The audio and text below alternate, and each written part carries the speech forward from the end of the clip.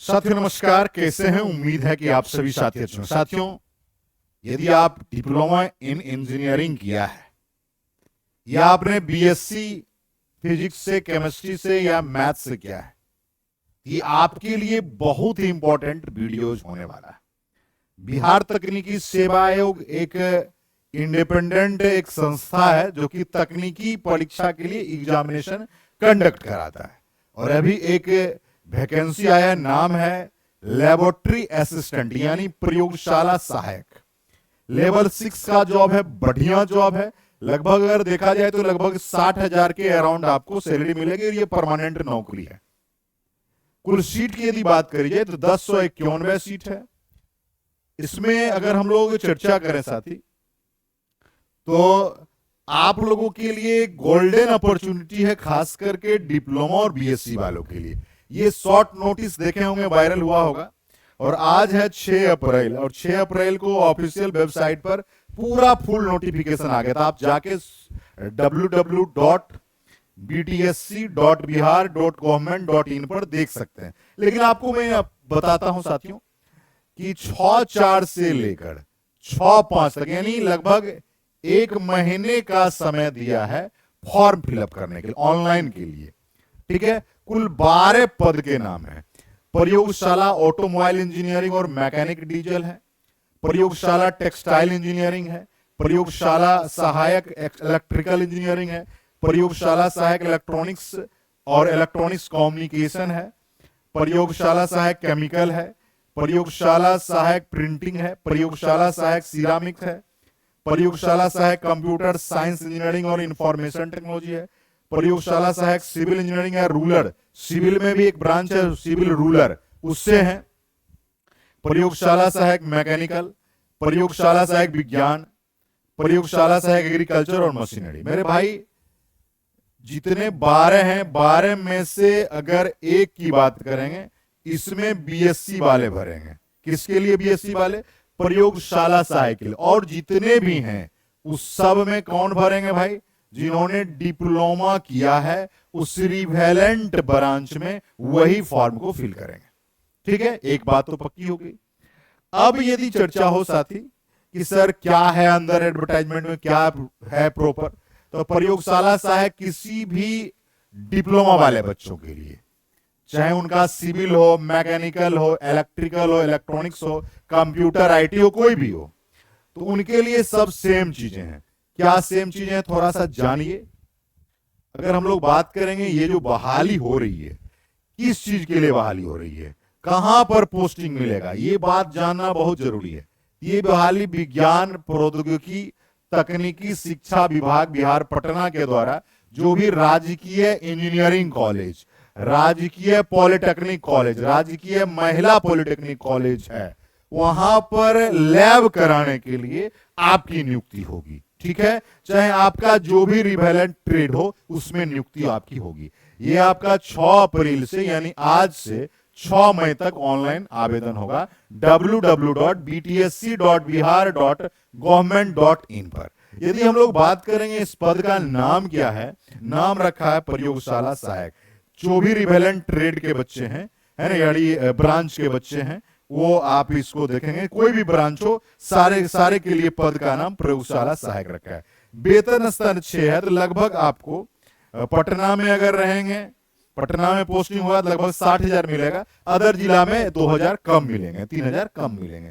ठीक है, क्योंकि वहां पर एचआरए जो है कम मिलता है। ठीक है, कोई बात नहीं, लगभग मान के चलिए 60,000 आपका वेतन अभी रहेगा, जो आपका वेतन स्तर 6 है उसके हिसाब से। उसके बाद इसमें क्वालिफिकेशन क्या चाहिए? क्वालिफिकेशन चाहिए डिप्लोमा इन इंजीनियरिंग, या तो एआईसीटी अप्रूव्ड हो नॉन डिस्टेंस मोड, या आप कह सकते हैं यूजी से अप्रूव्ड हो लेकिन नॉन डिस्टेंस मोड में यानी रेगुलर मोड में होना जरूरी है। डिप्लोमा चाहिए भैया, बीटेक वाले एलिजिबल नहीं। बहुत लोग का मैंने देखा कि कह रहे थे सर बीटेक एलिजिबल है, फलना सर बताए, मेरे भाई नहीं एलिजिबल है, सिर्फ डिप्लोमा वाले एलिजिबल है।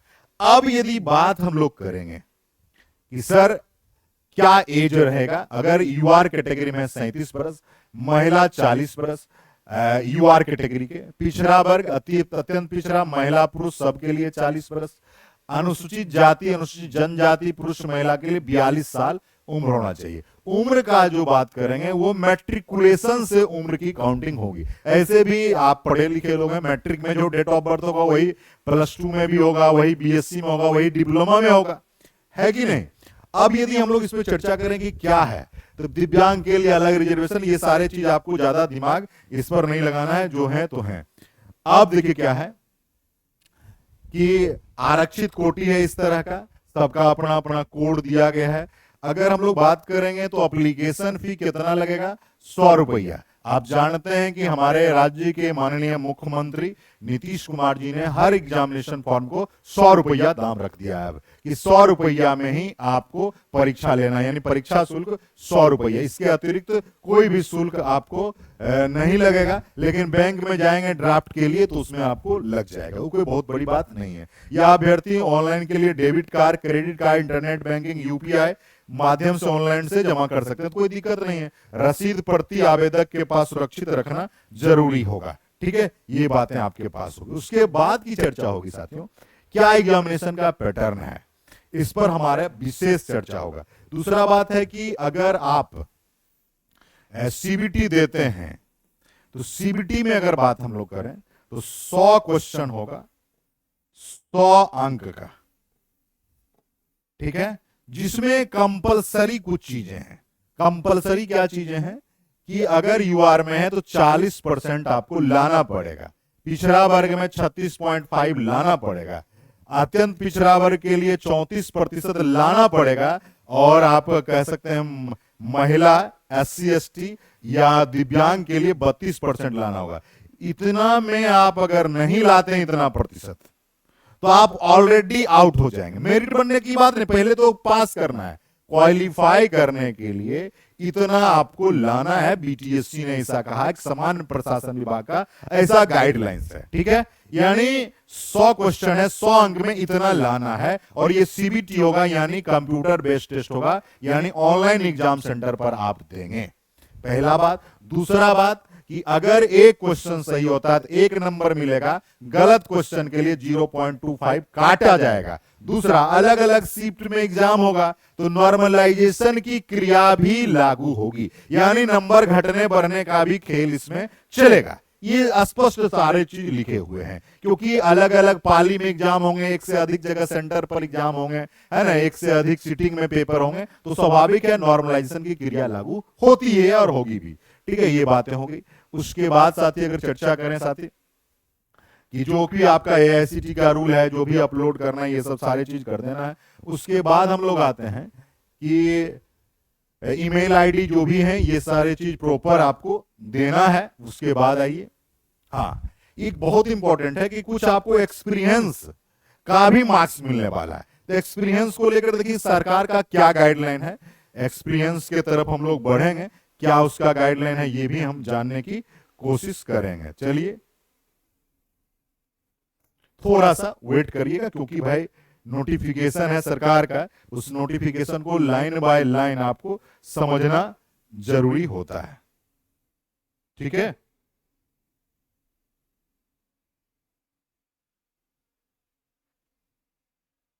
एक मिनट,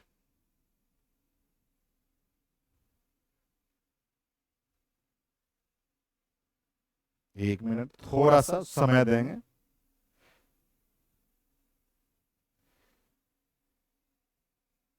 देखिए इसमें एक बात स्पष्ट लिखा है कि अगर फर्जी या जाली प्रमाण पत्र लगाएंगे तो फर्जी लगाने पर आपके विरुद्ध कानूनी कार्रवाई भी होगी, क्योंकि लोग जो है डिग्री बनवा लेते हैं और उनको लगता है सरकार हमको पकड़ नहीं पाएगी, तो ऐसी बातें आपको नहीं है, आप कभी भी पकड़ में आ सकते हैं, ठीक है। अब आइए, एक महत्वपूर्ण बातें हैं, हाँ, महत्वपूर्ण बातें क्या है कि अगर आप कहीं काम किए हैं, खास करके विज्ञान प्रौद्योगिकी तकनीकी शिक्षा विभाग में अगर आपने काम किया है, तो आपको एक कार्य अनुभव का लाभ आपको लिखित परीक्षा के उत्तीर्ण अभ्यर्थी, जो बच्चे जिस कैटेगरी में है, चाहे जनरल में 40% लाएंगे, पिछड़ा में 36.5, अत्यंत पिछड़ा में 34%, और SC ST और महिला जो है या दिव्यांग 32%, इतना लाएंगे तभी उनको वर्क एक्सपीरियंस का बेनिफिट मिलेगा, अन्यथा नहीं मिलेगा। तो वर्क एक्सपीरियंस में किसको मिलेगा? ठीक है, ऑनलाइन के कॉलम में आपको अपना दावा करना पड़ेगा। तो जो आदमी विज्ञान प्रौद्योगिकी तकनीकी शिक्षा विभाग के अंतर्गत राजकीय इंजीनियरिंग कॉलेज, राजकीय पॉलिटेक्निक कॉलेज में काम कर रहा और उनके प्रिंसिपल द्वारा निर्गत वेतन भुगतान प्रमाण पत्र लगाना पड़ेगा, तभी आपको कार्य अनुभव का लाभ मिलेगा। ठीक है, ये बात आपको समझ में आ गई होगी मेरे भाई। वर्क एक्सपीरियंस पता चल गया। वर्क एक्सपीरियंस जो रहेंगे, ठीक है, यानी आप अगर छेड़छाड़ करिएगा तो दिक्कत है। दूसरा बात है, एक चीज और है कि कितना अंक मिलेगा। तो अगर हम लोग बात करेंगे तो 1 साल के हिसाब से वर्क एक्सपीरियंस की अगर चर्चा हो तो 1 साल में 5 अंक मिलते हैं और अधिकतम 25 अंक मिल सकते हैं। ठीक है, यानी 5 साल से ज्यादा का एक्सपीरियंस का बेनिफिट आपको नहीं मिलेगा। तो वो उन्हीं को मिलेगा जो विद्यार्थी पहले रिटेन सीबीटी पास करेंगे। नई सीबीटी पास करेंगे तो आपका हो सकता है 5 साल का एक्सपीरियंस हो, आपको नौकरी नहीं मिल सकती है। ठीक है, पास करना अनिवार्य है। अब आते हैं, ये तो डिप्लोमा वाले के लिए सारे कुछ सेम है। अब आते हैं कि आपको कैसा एक्सपीरियंस का आपका रहेगा। एक्सपीरियंस जो है उसका आपका कैसा लेटर फॉर्मेट रहेगा। ये वेतन भुगतान का प्रमाण पत्र इस तरह का रहेगा। ये आपको यहां से आपको इस तरह का प्रारूप रहेगा। संस्थान चाहे पॉलिटेक्निक कॉलेज हो, इसमें देखिए लिखा रहेगा कि संविदा के आधार पर, संविदा पर, कॉन्ट्रैक्ट पर काम कर रहे हैं तभी मिलेगा, गेस्ट फैकल्टी को नहीं मिलेगा। ये बात ध्यान रखिएगा, गेस्ट में जो लैब इंस्ट्रक्टर थे उनको ये लाभ नहीं मिलेगा। ये उन्हीं को मिलेगा जो संविदा पर, कॉन्ट्रैक्ट पर काम कर रहे थे। देखिए सब कुछ लिखा हुआ है, कितना मिल रहा था। ठीक है, अब कार्यालय का मोहर, ये सब हस्ताक्षर प्रिंसिपल साहब का होगा, तभी हो पाएगा। अब आइए, एक है विज्ञान विषय के लिए। विज्ञान में अगर है तो आपको विज्ञान विषय में अगर प्रयोगशाला सहायक में जाना चाहते हैं तो उसके लिए आपको बीएससी क्वालिफिकेशन चाहिए। चाहे वो फिजिक्स से भी चलेगा, केमिस्ट्री से भी चलेगा और मैथ से भी चलेगा। अगर ये हैं तो सारे रूल सेम है जो डिप्लोमा वालों के लिए है। जो डिप्लोमा वालों के लिए वही आपका बीएससी वालों के लिए रूल है ना। सारे चीज सेम है, कोई तरह का परिवर्तन नहीं है। ठीक है, आरक्षण का नियम या क्वेश्चन उसमें भी 100 क्वेश्चन रहेंगे, 100 अंक होंगे। अब सवाल ये है कि सर बीएससी वाले को क्या पूछेगा और डिप्लोमा वाले को क्या पूछेगा? तो 100 क्वेश्चन है तो डिप्लोमा में जो आपका ब्रांच पेपर है उसी से, जैसे मान लिया इलेक्ट्रिकल है तो इलेक्ट्रिकल से रिलेटेड जो ब्रांच पेपर है वही पूछा जाएगा। इलेक्ट्रॉनिक्स है तो इलेक्ट्रॉनिक्स से रिलेटेड, कंप्यूटर है कंप्यूटर, सिविल है सिविल से रिलेटेड। लेकिन बीएससी वालों के लिए उनके भी सब्जेक्ट से ही पूछा जाएगा, इसलिए कोई दिक्कत बिल्कुल नहीं है मेरे भाई। बिहार तकनीकी सेवा आयोग लगातार वैकेंसी, और अगर इसमें भी देखा जाए तो बीएससी वालों के लिए भी दिया है एक एक्सपीरियंस वाला फॉर्मेट, तो इसी हिसाब से एक्सपीरियंस आपको बनवा सकते हैं। ठीक है, इसमें लिखा है कि राजकीय औद्योगिक प्रशिक्षण संस्थान से होना चाहिए, यानी गवर्नमेंट आईटीआई से होनी चाहिए, तभी आप एलिजिबल हो पाएंगे। तो चलिए मेरे भाई, बहुत सारा चीजें हैं जो कि पीडीएफ आपको टेलीग्राम में भी मिल जाएगा ये, या बीटीएससी के ऑफिशियल वेबसाइट से भी डाउनलोड आप कर सकते हैं। तो आपको सारी इंफॉर्मेशन मिल गई होगी। उम्मीद करते हैं कि आपको बहुत बेनिफिट इससे मिलने वाला है, और आगे भी हम इस पर कुछ बैच के लिए या कुछ टेस्ट सीरीज के लिए बात करेंगे। बहुत बहुत धन्यवाद आप सभी का। जय हिंद। लगातार बने रहिए और अपने दोस्तों को भी वीडियो जरूर शेयर कीजिएगा। बहुत बहुत धन्यवाद। जय हिंद।